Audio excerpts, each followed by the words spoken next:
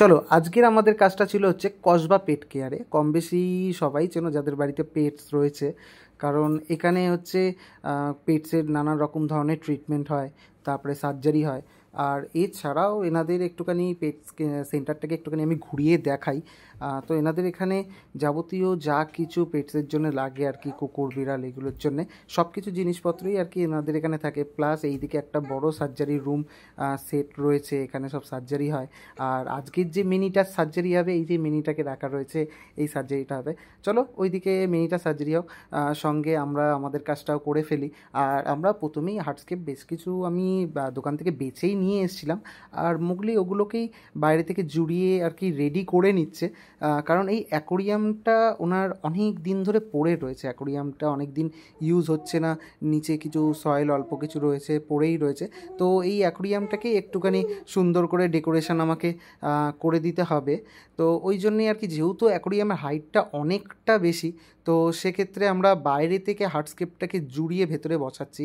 আর এখানে মেনলি আমরা ওনার কাছে যেই সব রক ছিল ওগুলোকেই ইউজ করেছি, নতুন করে কোনো সেরাই রক ফক দিইনি। আর ওনার যেসব রক ছিল ওর মধ্যেই হার্টস্কেপগুলোকে সুন্দর করে অ্যাটাচ করে নিয়েছি। অ্যাটাচ করে নিয়ে আমরা বসিয়ে নিচ্ছি।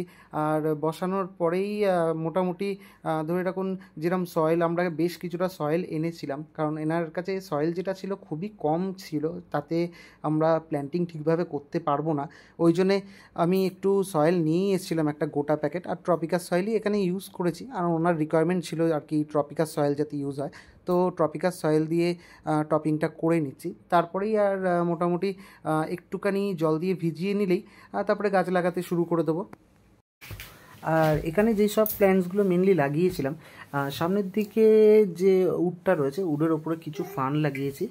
আর ব্যাকগ্রাউন্ডটা মেনলি রোটেলার ওপর, ভ্যারাইটির ওপর বেশি, কারণ এখানে কিছু ইজি প্ল্যান্টসের মধ্যেই কাজবাজ করছি, যেগুলো কালারটাও ভালো দেবে কিন্তু গ্রোটাও খুব ইজিলি করবে। কারণ আমি আগেই বলেছিলাম যে ট্যাঙ্কের হাইটটা ভীষণ বড়, তো সেক্ষেত্রে আমাকে ওগুলো ভেবেচিন্তেই কাজবাজ করতে হচ্ছে। আর কিছু রেড প্ল্যান্টস লাগিয়ে দিয়েছি, আর মোটামুটি সামনের দিকে অ্যানোভিয়াস লাগিয়েছি। ব্যাস আমাদের এখানে অ্যাকোরিয়ামটা টোটাল জলফল ভরার পর কাজ কমপ্লিট হয়ে গেছে।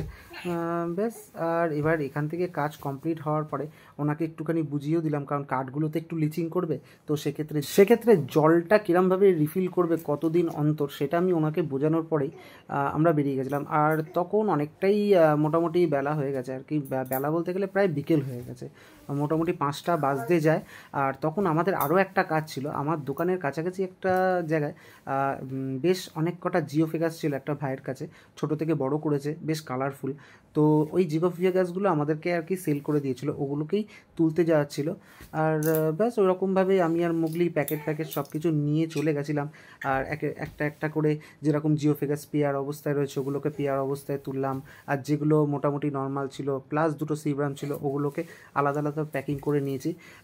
তবে বলে রাখি, এইটার ব্যাপারে আমাকে কেউ প্রাইস জিজ্ঞেস করবে না, কারণ আমি অলরেডি আর একটা দোকানদারকে আমি বিক্রি করে দিয়েছি, তবে দোকানদারের নাম এখানে বলা যাবে না। চলো আবার দেখা হচ্ছে নেক্সট ভিডিওতে, টাটা।